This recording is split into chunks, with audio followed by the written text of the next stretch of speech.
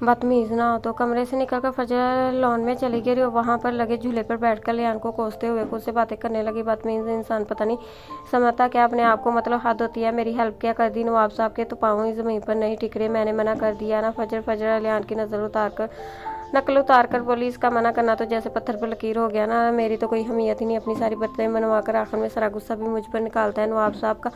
हर बात में जिद, तुम जिद्दी हो ना तो मैं भी तुम्हारी बीवी हूँ, जाकर तो मैं भी दिखाऊंगी। गुस्से में सर झटकर फजर अंदर की तरफ बढ़ी और लैंडलाइन नंबर के पास खड़े होकर नंबर लब काटते हुए तो देखने लगी कहीं अलियान कहीं से नमदार ना हो जाए। लेकिन जब इसे यकीन हो गया अलियान नहीं आएगा तो वो क्रल से की तरफ हाथ बढ़ाने लगी थी। जब इसे पीछे से अपने पीछे आहट की आवाज़ आई और डर के मारे इसने आंखें बंद कर ली, क्योंकि अगर अलियान हुआ तो फिर तो वो गई। फिर आस्ता आस्ता आंखें खोलकर पीछे देखा तो इसकी सांस में सांस आई। जहाँ रिदा खड़ी से घूर रही थी इसकी नज़रें महसूस करके फजर ने अबरू चुकाई जैसे कह रही हो क्या। तभी वो बोली, तुम्हें पता है अलियान मुझसे मोहब्बत करता है और देखना मुझसे शादी भी करेगा और तुम्हें दूध में से मक्खी की तरह निकाल कर फेंक देगा और तुम देखती रह जाओगी। इसलिए बेहतर है खुद ही अलियान की जान छोड़ दो। रिदा जहर खंदक लहजे में गोया। ये से पूरी उम्मीद थी कि वो अपने मकसद में कामयाब हो जाएगी, लेकिन जो हुआ वो इसकी तवक्को के बिल्कुल बरअक्स था। फजर पहले तो इसकी बात सुनकर हैरान परेशान हो गई, लेकिन फिर वो कहकल मारकर हंसी और हैरान होने की बारी रिदा की थी। Please stop kidding. अगर तुमसे मोहब्बत करता होता ना तो मुझसे शादी ना करता वो, बल्कि तुम्हें पता है क्या मोहब्बत नहीं वो इश्क करता है, वो भी मुझसे, सिर्फ और सिर्फ मुझसे। इसलिए बेहतर होगा तुम इस खुशफहमी से बाहर निकल आओ। पहले हंसते हुए फिर संजीदगी से इसने रिदा को बहुत कुछ बरूद करवा दिया जिसका इसे खुद नहीं पता था कि वो क्या बोले जा रही है। बस इसे इतना हक है कि इसका अलियान के बारे में ये कहना पसंद नहीं आया था, इसलिए इसने बरूद करवाना ज़रूरी समझा था कि अलियान सिर्फ इसी का हक है। जबकि इसकी बात पर रिदा को बाजी पलटी हुई महसूस हुई और वो जो फजर के दिल में अलियान के लिए शक गलतफहमी पैदा करना चाहती थी, सुर्ख चेहरा लिए वहाँ से चली गई। और इसके जाने के बाद फजर सर झटकती फिर से क्रेडिट की तरफ मुतवज्जो हुई, अपना काम करने लगी जिसके लिए वो आई थी, और इसके बाद खुश होती कमरे में जाकर सो गई। परी जो आंख बंद करके बैठी थी साथ की आवाज़ पर इसने आंखें खोली, जो कह रहा था कि परी ऐसे ने ठीक नहीं होगी, तुम उठो, लॉन में वॉक करने चलते हैं, फ्रेश एयर में जाओगी तो बेहतर महसूस करोगी। साथ के कहने पर परी ने झट से अपना हाथ लेटे लेटे आगे बढ़ाया तो साथ ने इसका हाथ पकड़ कर खींचा तो वह खींचती चली गई और बोली, उफ आराम से उठाओ ना, मैंने तो आराम से ही उठाया है, अब तुम इतनी हल्की हो तो मैं क्या करूं। कंधे उचकार कर कहता साथ ही से लॉन की तरफ ले गया। जब परी बोली, वैसे डॉक्टर अपने पेशेंट को अपने वॉक पर तो नहीं लेकर जाते। परी की बात पर साद मुस्कुराया और बोला, कुछ देर के लिए मैं शोर बन गया हूँ। अब वो लोन में पहुंच चुके थे जब साद ने पूछा, तुम्हारे पेपर कब है, बस होने वाले हैं, तुम्हें पता है फजर भी यूनी नहीं आती और इसके बगैर मैं बहुत बोर होती हूँ। बताते बताते परी अफसुदा हो गई और फिर कुछ याद आने पर साथ से बोली, साथ तुम्हें पता है कल क्या है। कहा हाँ कल संडे है। और वो मैं कह रही थी कि अभी परी कह ही रही थी कि साथ के फ़ोन ने एक बार फिर मुदाखलत की। साथ ने पॉकेट से फ़ोन निकाला ही था कि परी इसके हाथ से फ़ोन झपट कर गुस्से में बोली, मैं बात कर रही हूँ ना तो तुम ये फ़ोन निकाल कर क्यों खड़े हो गए हो, जब देखो तुम्हारे हाथ में फ़ोन नज़र आ रहा होता है। गुस्से में बोलते हुए परी ने अपना हाथ अपनी कमर के पीछे कर लिया। परी प्लीज़ दे दो, कोई ज़रूरी कॉल हो सकती है। साथ ने फ़ोन लेने की कोशिश की करते हुए नरमी से कहा तो परी ने अपना हाथ पीछे कर लिया, किसी जिद्दी बच्चे की तरह नफ़ी में सर हिलाते हुए बोलने लगी, फिर तुम चले जाओ ना, मैं नहीं दूंगी। अभी परी कह ही रही थी कि साथ ने आस्था से आगे बढ़कर परी के हाथ से फ़ोन लिया और बोला, मैं रात तक आ जाऊँगा ना, फिर सारी बातें कर लेना, पहले बताओ कहाँ जा रहे हो। साथ की बात पर परी ने सवाल किया, दोस्त के पास जा रहा हूँ, जल्दी आने की कोशिश करूँगा, तुम बिल्कुल अच्छे नहीं हो, तुम्हारी बीवी बीमार है और तुम जा रहे हो। परी गुस्से में बोली, जिस पर साथ को हंसी आ गई जिसे वो बर वक़्त दबा गया और बोला, मैं आ जाऊँगा रात तक, फिर तुम उन्हें अपनी जितनी तामदारी करवानी है करवा लेना। ये कहकर साथ ने परी के फूले फूले गाल खींचे और चला गया। जबकि परी काफ़ी देर तक अपने गाल पर हाथ रखे वहीं खड़ी और फिर अंदर चलेगी। साथ को जल्दी आने की कोशिश होने के बावजूद आते आते बहुत देर हो गई थी। वो कमरे का दरवाज़ा खोलकर अंदर दाखिल हुआ तो वो कंबल में दुबकी हुई सोई हुई थी। साथ आस्ता आस्ता कदम उठाता इस तक गया और इसके पास ही बेड पर बैठकर इसे देखने लगा और फिर झुककर इसके कान में सरगोशी की। सॉरी, वो जानता था वो यकीन वो गुस्सा करेगी, आखिर वो इसकी तामदारी के लिए आया जो नहीं था। कुछ देर इसे देखते रहने के बाद वो जाकर बेड पर लेट गया। तकरीबन 10 मिनट बाद परी ने हल्की हल्की आंखें खोलकर देखा कि सास सो गया या नहीं। फिर जब इसकी गहरी सांसें सुनकर इसे यकीन हो गया वो सो गया तो इसने भी झुककर साथ के कान में सरगोशी की इट्स ओके और फिर आस्ता से इसके गाल खींच के कहीं वो उठ ना जाए और दिल ही दिल में कहा, थामदारी तो मैंने भी तुमसे करवा के रहूँगी। तभी साथ हल्का सा साया तो परी फौरन सोती बन गई और फिर मुंह पर हाथ रखकर अपनी हंसी रोकने लगी और फिर से पता ही नहीं चला कब वो नींद की वादियों में चली गई। आज सुबह से फजर अपनी रात वाली हरकत पर बहुत खुश थी, हालांकि इसे थोड़ा बहुत डर भी था कि अगर अलियान को पता चल गया तो वो इसे छोड़ेगा नहीं, लेकिन फिर वो ये सोच के खुश हो जाती कि इसे भला कौन बताएगा। इसने मामा को कॉल की थी और इससे कहा था कि वो कल आए और इसे कुछ दिनों के लिए अपने साथ ले जाएं। जबकि रीदा वाली बात तो वो भूल चुकी थी। अभी वो अपनी यूनिवर्सिटी नोट लेकर बैठी थी जब अलियान मुस्कुराता हुआ कमरे में दाखिल हुआ। दब करके फजर के साथ सोफे पर बैठकर इसके हाथ से नोट्स लेकर देखने लगा, जिस पर फजर के माथे पर बाल पड़े। इसने अलियान के हाथ से नोट झपने चाहे, जिस पर इसने हाथ पीछे कर लिया और फजर की तरफ मुतवज्जा होता हुआ बोला, वैसे एक बात तो बताओ, मैंने कभी तुमसे कहा कि मुझे तुमसे इश्क है?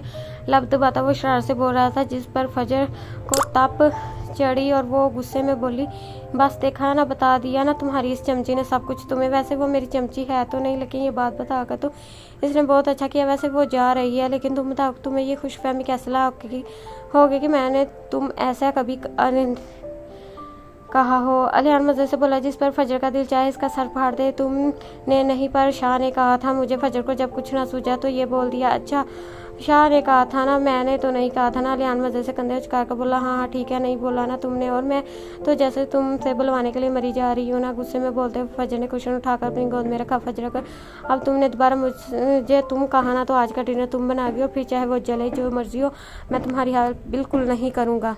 अलियान की बात पर फजर कुछ सोचकर मुस्कुराई और फिर बोली, मैं तुम ही कहूँगी, तुमने जो करना है कर लो। ये कहकर फजर उठी और अपनी गोद में पड़ा कुशन अलियान को मारा, जो इसने बरवक्त कैच कर लिया और फजर को मारा, जिससे बचकर वो बाहर भागी। फजर को जिस वक्त का बेसब्री से इंतजार था, आखिर वो आई क्या जब सादा बेगम वहाँ आई और कुछ देर बैठने के बाद इन्होंने फजर को साथ चलने का कहा, जिस पर फजर की खुशी की इंतहा न रही और वो अपना बैग लेने अपने कमरे में गई। तो अलियान जो तब से कमरे में मौजूद था, सादा बेगम की आमद से बेखबर था। फजर को बैग उठाता देखकर बोला, कहाँ जा रही हो? अलियान के पूछने पर फजर ने जल्दी जल्दी बताया, मामा आई और मुझे अपने साथ लेकर जा रही है। मज़े से कहकर फजर अपना कुछ सामान उठाने लगी, जब अलियान ने इसका बाजू पकड़कर इसका रुख अपनी तरफ मोड़ा। क्या कहा तुमने? अभी हूँ, तुम कहीं नहीं जा रही? समझ आई? फजर के बाजू पर गिरफ्त सख्त कता से बोला, जिस पर फजर अपना बाजू छुड़ाने की कोशिश करते हुए बोली, अलियान मैं क्या कर सकती हूँ? मामा ने कहा है ना, मैं कैसे मना करूँ? प्लीज़ छोड़ो, मुझे दर्द हो रहा है। जैसे मर्जी मना करो, ये मेरा मसला नहीं। तुम कहीं नहीं जा रही तो मतलब कहीं नहीं जा रही, समझी? झटके से फजर का हाथ छोड़ कर इसने एक नज़र फजर को देखा, जिसकी आंखों में अब आंसू थे, और स्टडी में चला गया, जहाँ इसे बार बार फजर का रोता हुआ चेहरा याद आ रहा था,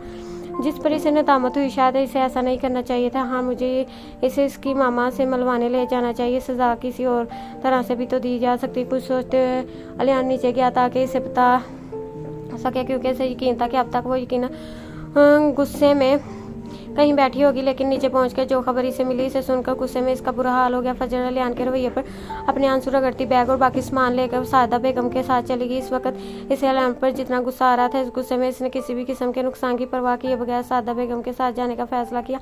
आज संडे था और साथ में परी की बर्थडे भी, और अब तक इसे किसी ने विश नहीं किया था, वरना फजर हमेशा इसे रात के 12 बजे विश करती थी। आज पहली दफ़ा ऐसा हुआ था किसी को इसकी बर्थडे याद नहीं थी। सुबह से शाम होगी, लेकिन न जाने सुबह से कहाँ गायब थी। सुबह जब वो उठी तो तब साथ नहीं था, इसलिए इसकी कोई बात नहीं हुई थी। जब इसे कुछ भी करने को नहीं मिला तो वो कार्टून लगाकर बैठ गई। डोरेमोन इसे हमेशा से बहुत पसंद थे। अभी वो वही देखने में इस कदर हुई थी कि इसे पता ही नहीं चला साथ कब कमरे में दाखिल हुआ। बहु साथ के डराने पर परी चीखी थी, जिस पर साथ का कहका बुलंद हुआ। अपने दिल पर हाथ रख के बोली, डरा दिया मुझे? मैंने नहीं डराया, तुम हो ही डरपोक। साथ के कहने पर परी मुंह बनाकर बोली, जी नहीं। अच्छा ये बताओ तबीयत ठीक है? अब तुम्हारी परी के माथे पर हाथ रखते हुए साथ बोला, बुखार तो नहीं अब? गुड। अच्छा उठो, तैयार हो, हम मूवी देखने जा रहे हैं। साथ की बात पर बड़ी खुश ख्वार हैरत से बोली, सच्ची मुच्ची? अब जल्दी उठो। ये कहकर साथ उठार परी की वार्डरोब से रेड कलर का फ्रॉक निकाल कर परी की तरफ बढ़ाया और कहा, जल्दी से रेडी होकर आओ। ये कहकर साहब बाहर निकल गया। 10 मिनट बाद वो परी और फायजा बेगम के साथ घर से निकला और एक रेस्टोरेंट के बाहर गाड़ी रोकी, जिस पर परी ने हैरत से कहा, हम तो मूवी देखने आए थे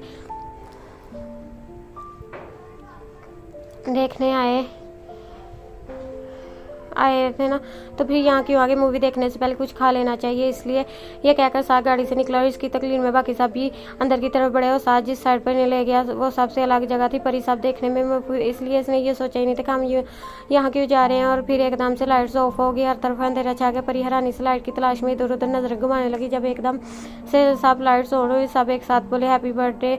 हर तरफ बलून ही बलून थे और ड्रीम लाइट से माहौल को शहर अंगेज बनाया गया था। परी ने पहले हैरानी से सबको देखा, फिर भागकर आपदा बेगम बेगम के गले लगी और बारी बारी साबिर से मिली। ये बर्थडे यकीन इसकी ज़िंदगी का बेहतरीन बर्थडे था। फजर सादा बेगम के साथ आ तो गई थी, पर जब से वो आई थी से अजीब सी बेचैनी हो रही थी। वो जानती थी आज परी की बर्थडे और साबिर से सरप्राइज देने वाले, लेकिन वो नहीं गई थी बल्कि अपनी तरफ से गिफ्ट भिजवा दिया था। अब वो सोच रही थी कि जब अलियान को पता चला होगा वो चली गई है तो इसका क्या रिएक्शन होगा। अभी वो ये सोच ही रही थी कि घर की सारी लाइट्स बंद होगी और फजर अंधेरे से डरकर सोफे से एकदम खड़ी होगी। अभी इसे कुछ समझ नहीं आया था जब किसी ने अचानक से एक झटके से दीवार से लगाया। चारों तरफ अंधेरा था, सिर्फ खिड़की से चांद की हल्की हल्की रोशनाई आ रही थी जिसमें वो अलियान की गुस्से से सुर्ख होती आंखें देख सकती थी, जो इसे घूरता हुआ बोला किसकी इजाजत से आई हो। अलियान के पूछने पर फजर इसके सद लहजे पर अंधेरे में नजर आते इसके हल्के हल्के वो देख रही थी। जब अलियान ने इसके खामोश रहने पर दारा मैंने कुछ पूछा है तुमसे फजर किसकी इजाज़त से आई हूँ। मैं आंटी से इजाज़त लेकर आई हूँ। अलियान की धार पर फजर खुद को मुजबूजाहत करते हुए बोली और मेरी इजाज़त तुम्हें बता दिया था मैंने। ये कहकर फजर हल्का सा सर झुका गई और मैंने मना कर दिया था। अलियान के कहने पर फजर ने एक झटके से सर उठाया, बोली अगर तुम्हारी इजाज़त के इंतजार में रहती तो पूरी ज़िंदगी तुम्हारी कैदी बनकर रहती हो तो मेरे साथ रहना तुम्हें क्या जैसा लगता है। फजर का बाजू झटके से मरोड़ते हुए अलियान बोला, जिस पर वो अलियान की आंखों में देखती हुई बोली तो कैद ही तो है ये, जहाँ ना मैं किसी से मिल सकती हूँ, ना कहीं जा सकती हूँ, ना किसी से बात कर सकती हूँ। चीख कर कहते हुए आखिर में फजर की आंख से एक मोती बेमोल हुआ था। भूलो मत के ये कैद तुमने खुद चुनी है, तुम्हारी बेवफाई की सजा है। ये कहते एक मुजरिम की सजा की मुद्दत भी होती है, मेरी सजा की मुद्दत क्या कब खत्म होगी मेरी सजा। और तुम मेरे साथ जबरदस्ती करके वफा की उम्मीद रख भी कैसे सकते हो। मैंने वफा के वादे नहीं किए थे तुमसे, जो तुमने जो चाहा वो किया, मैंने जो चाहा वो करने पर मुझे किस चीज़ बात की सजा दे रहे हो। सजा देनी है तो खुद को भी दो, मैंने तो इश्क करता हूँ तुमसे और इश्क तो होता ही जालिम है। आज आखिर इसने वो इतराफ़ कर ही दिया जो शायद आज से पहले वाज़े अल्फाज में नहीं किया था, लेकिन इस इतराफ़ पर फजर ने भी हिसाब बराबर करना ज़रूरी समझा। अगर तुमने जालिम इश्क किया है ना तो मुझसे, तो मैंने भी जंग की है तुमसे, और इश्क और जंग में सब जायज़ है। तुम अपनी गलतियों को इश्क का नाम दो और मैं अपनी गलतियों को जंग का नाम देती हूँ। जहाँ एक ने इश्क का इतराफ़ किया वहीं दूसरे ने अपनी गलती भी तस्लीम कर ली थी, लेकिन दोनों अभी इश्क और जंग के इस मुश्तरका मैदान में खड़े एक दूसरे को घूर रहे थे। चलो तुम जंग करो और मैं इश्क करता हूँ, लेकिन होगा तो ये सब मेरी कैद में ही। ये कहकर अलियान ने फजर का बाजू पकड़ा, इसे बाहर की तरफ ले जाने लगा। जब फजर बोली अब ना जंग होगी ना इश्क, बेहतर है होगा कि दोनों फरीक हार मान ले। नामुमकिन तुम हार मान सकती हो क्योंकि तुम मैदान जंग में हो, लेकिन मैदान इश्क में ना तो हार मानी जाती और ना ही मैदान छोड़कर भागा जाता। इसलिए तुम अभी और इसी वक्त मेरे साथ चल रही हो। यह कहकर फजर का बाजू पकड़कर अलियान से लॉन में ले आया। जब फजर ने अपने हाथ को झटका देकर अलियान की गिरफ्त से छुड़ाया और बोली